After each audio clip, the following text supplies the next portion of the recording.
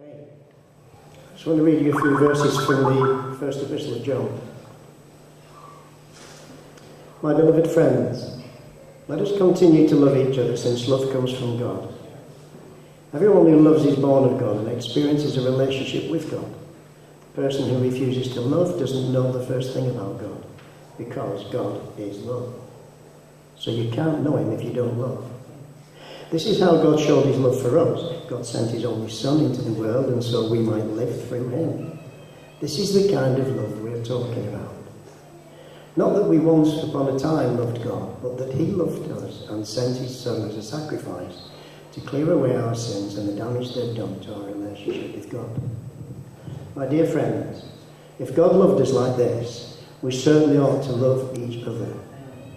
No one has seen God ever. But if we love one another, God dwells deeply within us, and his love becomes complete in us, perfect love. No one has seen God ever. But if we love one another, God dwells deeply within us, and his love becomes complete in us, that perfect love, and that's what's seen. Yeah? I love Russia. If you just put the first... I've got this arrangement that if there's a connection happens, we go with it, yeah? Have you got the connection for the... Okay, well right, okay, that's just Russia. Before I go to, even if we get time to see any pictures, I just want to pick up a couple of points that the BBC thing covered that may be making you thinking, well, why do Love Russia need money when they said that there's plenty of money for the orphanages? Well, the Russians do say that, or the authorities do. One of the big orphanages in Yalata I went to, the director took us to one of the rooms. He wanted to show us what the government had done for us.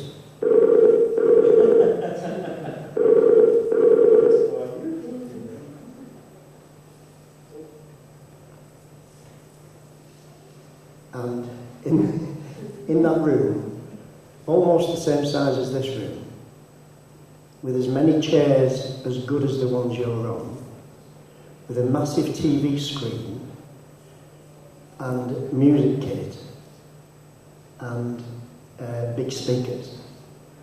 So he said, what's this used for? Well, they told us it's to be used for the children. And so, how many children use this? He said, none. They're all so disabled they can't do that. So why did you spend money on this room? We didn't. The things just arrived and we were told what we had to do. So they've spent a lot of money on that room, but it isn't the most appropriate way of spending the money. And the other point was that he was saying that fostering people who foster children, they get half a wage. Well, the wage over there is not very good anyway, but talk about making it easy for fostering parents. When Natalia, who we met, and that was important, where I was saying was about the money,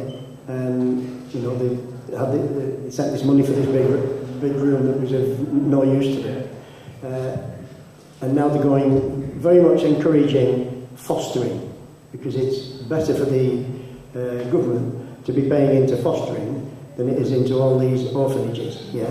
And in actual fact, my view is that's better, because some of them will get a bit of love that they don't get in an orphanage, and that's no disrespect to the staff in an orphanage, to be honest.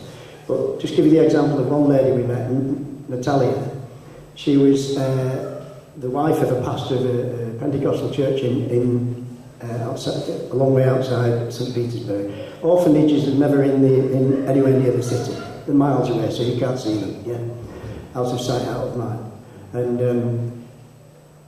her husband left her just after her fifth child was born, and she ended up in this estate that a Scandinavian investment company got agreement to build 30 houses. And the condition was for people to live in there, they could live in them rent-free. Not big houses, new ones, but not big houses.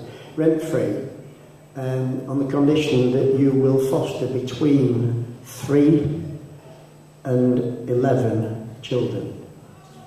So if you're only fostering 2, you can't live there rent-free. Okay. So she fostered 3. The third one was a baby that was born and was not given money to live. Short story is that she just kept going there and sitting with him in the hospital. And now he's gone 3, he's nearly 4 now, and he's perfectly fine, right?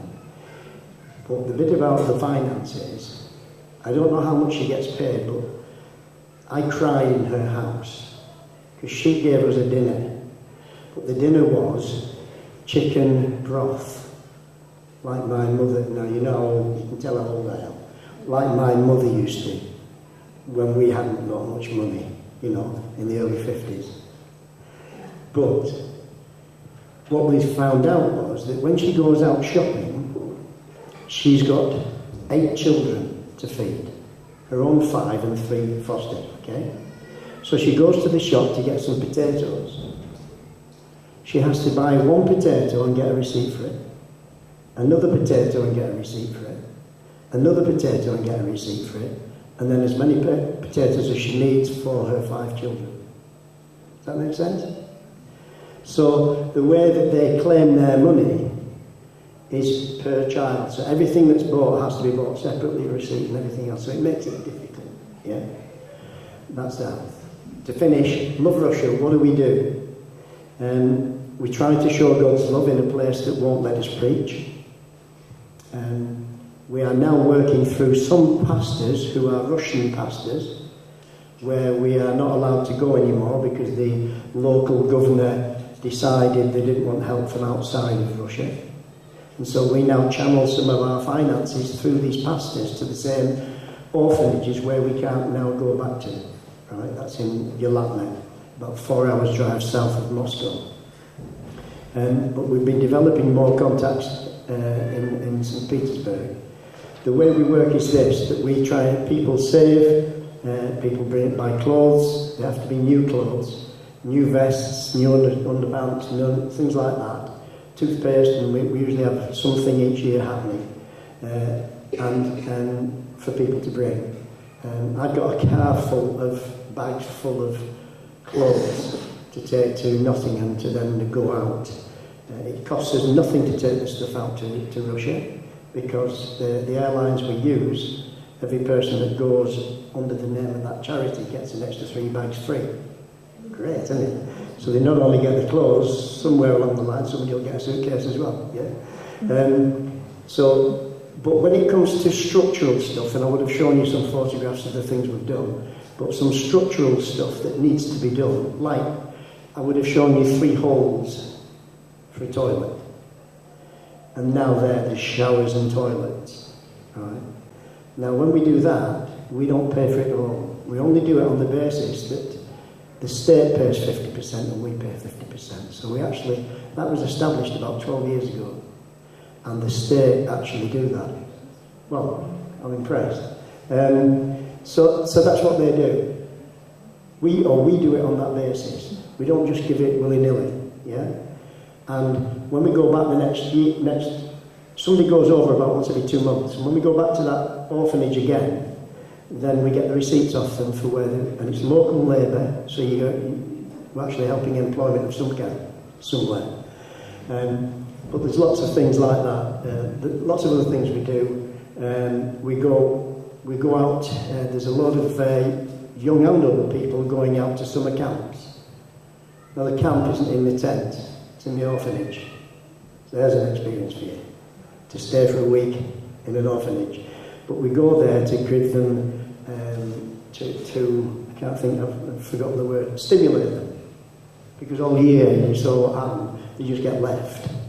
And we go there with lots of things, and the parachute things and all these things, to play games and what have you. And they get a bit of fun and get them outside.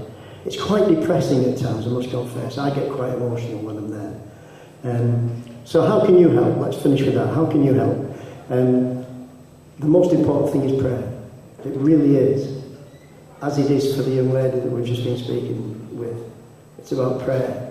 But also there's the practical issue of finance. Okay.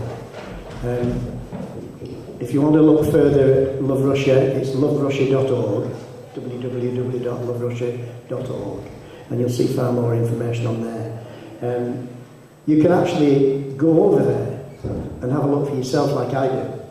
I've been 3 times, and we go for about 8 days, 6 to 8 days. I have to tell you, by the time you got your visa, it's about £1,000 up plus, right? And that's what it costs you, but what some people do is they fundraise, yeah? But it's possible for you to actually go over there with Love Russia just for 6 to 8 days and experience it. I'm waiting for them to tell me when I'm next going, because I'm ready to go. But there are lots of other things you could do. I'm going to be around at the back if you want to ask questions in view of the time that we've got. But I thank you for listening, and may the Lord bless you here in this church as well.